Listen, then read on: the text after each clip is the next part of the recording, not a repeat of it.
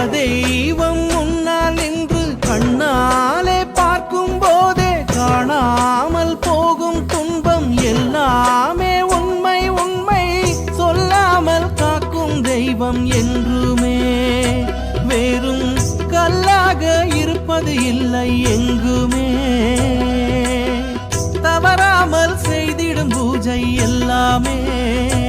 என்றும் வீணாக போவது இல்லை உணர்வாயே இனிமேலும் நீயே தயங்காதே வந்திடுமே காக்கும் குலதெய்வம்